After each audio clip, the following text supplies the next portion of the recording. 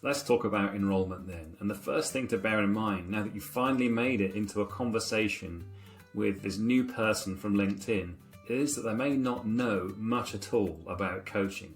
They might not know the differences between coaching, mentorship, consulting, counselling, psychotherapy, and all those things. So their expectations are going to be all over the place in terms of what you can bring. Remember, you're just somebody that they've seen saying things that were resonant on LinkedIn, and they like the sound of you. They also don't necessarily know what exactly they want help with, or whether you can be helpful to them. And invariably they're going to turn up with a basket of all different stuff going on, but actually they just really want to meet you.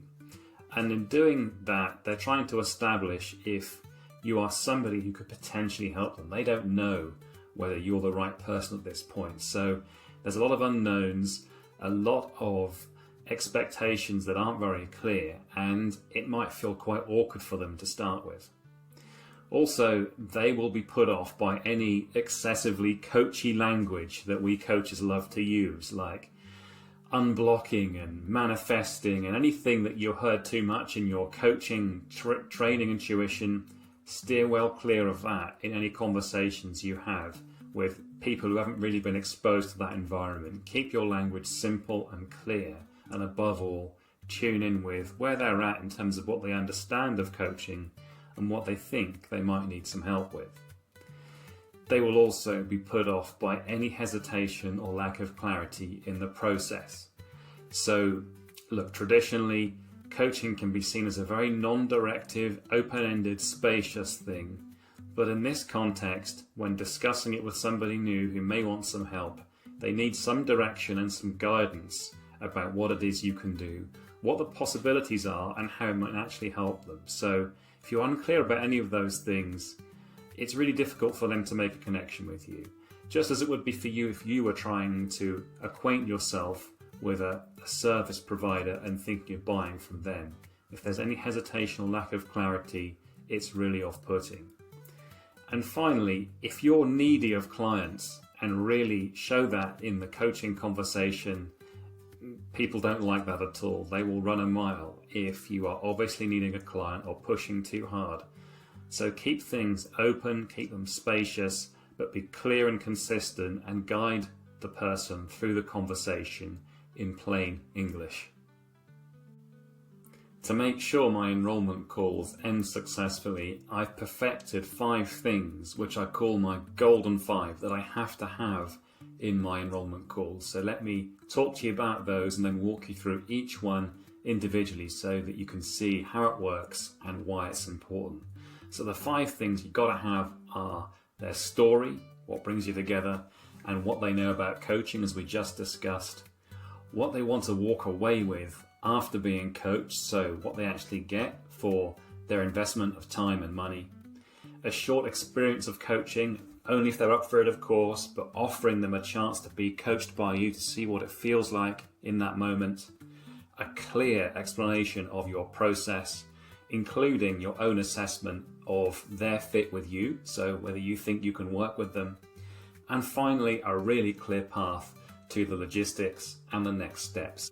When it comes to their story, this is where you really get to relax and enjoy yourself. So the first thing to ask in a really open and expansive way is, what brings us together today? And that will get them talking, or put them at their ease, and really encourage them to open up and start talking with you about some of the stuff that's going on for them at the moment. You also at this point want to ask them what their experience of coaching is, just so that you can understand what their previous exposure has been and what their expectations might be of this coaching session. You can ask them to start as far back as high school or college if it seems appropriate, especially if they're a younger client. If they want to start more recently, that's also fine. You're just trying to get a sense of what's been going on for them. And this is definitely the time to ask your best questions. Even though you're not coaching them at this point, you can still ask your best powerful questions to really get them thinking, opening up and sharing what's been going on for them. And of course, as they do that, definitely acknowledge them. Look, they reached out to you because they wanted to talk about their stuff, they like the look of you, And if somebody like you is going to acknowledge them for what they've been through and what's on their mind, that goes such a long way to building a good feeling about the relationship that you could be having together. What you're going for here is a sense of the person beyond any roles they've held or achievements they've made. So that's what you're really angling for, just to get a really strong sense of who they are, to form a connection with them, and to be with them in this very personal space. It's really important to ask your potential client what they want to walk away with after being coached. So this is where they really start thinking about what they're paying for, both in terms of their financial investment and their investment of intention, willpower and motivation to the coaching relationship. And it's a way of getting to think, how will their life actually be different as a result of the time you've spent together? It's much better to ask this question than to ask the open-ended question of, so what are your goals? It sounds too generic, bland and businesslike, and it doesn't have that expansive ring to it around walking away with something, having something to keep, to use and to grow with. So you're probably a more experienced coach than I am. You know how to coach someone. But there are a couple of differences when someone is approaching you from LinkedIn, because it's not like a warm referral from somebody you mutually know, where they've got some sense of who you are before you do the coaching part of an intro call. So let's go over a few of the essentials just to remind ourselves of the things that we have to cover when doing the coaching part of the intro call. And of course, the first thing is with permission, right? So I've never had anyone decline the opportunity to do some coaching with me, but it's possible that someone might not actually be ready for that to happen in an intro call. So be mindful of it. Set it up, so do your full designed alliance like you always do, making sure that the client is aware of both the confidential nature of the coaching, what coaching involves, and checking in with them in terms of where they are in that moment psychologically so that they feel safe to go ahead and experience some coaching with you. I'd advise you to make it a topic that's not the main event, the main thing that they're bringing to be helped with. Make it a meaningful topic, but ask them to choose something that's more manageable for you to explore within a 10 to 15 minute window, so that you can get a sense of what the coaching is like with them, they can get a sense of what the coaching is like with you, and you can have a good experience together. You need to be really clear when this part of the conversation is starting and when it's ending. Sometimes people aren't sure of that if it's left up in the air, so make sure that you are really clear that the coaching part of the conversation is now finished. Ask them how it was, and then move smoothly into questions they might have, where they'll typically ask you about the process you follow perhaps, or the logistics. Explain to them that a working relationship goes much deeper. You've just scratched the surface. This was an appetizer to show them what it could be like in working with you, what it's like to be in the space with you, and how you are together, which goes on to the important topic of chemistry. Did you feel chemistry together? Did you get a strong sense they connected well with you? It's really important that they feel able to express that to you as you kind of debrief the coaching session. So when you ask them how it was for you, ask them, how did you feel the connection was between us? Because they will likely ask you the same. Most humans are interested to know if you felt the same connection when you coached them. So you can definitely make sure that you share your opinion on that and invite them to do the same.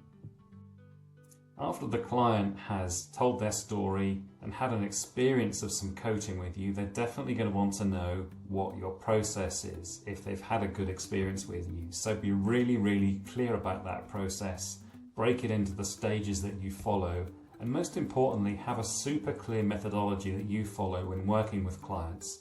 This isn't necessarily what you learned in coaching school, but it's how you've made it your own, and it's what you find works best with the kind of challenges that clients present to you on a daily basis. It's definitely worth rehearsing this so you're super clear on it, and it's no more difficult than reciting your email address, your phone number, or where you live. It just rolls off your tongue. Because absolute comfort and solidity is vitally important here. People could smell this when they're buying. You can too when you buy something. You don't want any hesitation or any doubt to creep in. So make sure this is something that you practice and that you feel super comfortable with. Finally, it's really important that you show some enthusiasm if you feel a strong connection with the client. That's different to being needy, but if you want to work with this person, let them know it. Let them know that you feel a strong connection and you think that you'd have great fun in working together and that you know you can help them, because that's enormously confidence inspiring for somebody to hear if they're considering working with you. So if everything has gone swimmingly, they've told their story, they've tried some coaching, they've asked you about your process, they're going to say, so now what? What are the next steps? That's usually what they'll say. What happens now? And this is your chance to again be super clear and unequivocal about what happens next. And these are the things that you must make sure that you cover during that part of the conversation. First of all, they're going to ask you, so how does it work? What kind of package do you offer? I find it's very much easier to have one package that you start everybody with. Now, you may disagree with me here, but I found that this works very well for me for the people that I find via LinkedIn. Through other channels, through my corporate work or by referral, it might be different. They might already know what they want to have.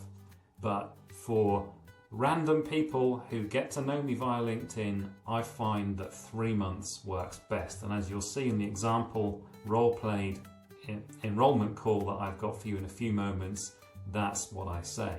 So have a package that doesn't vary. That then makes it much easier to remember.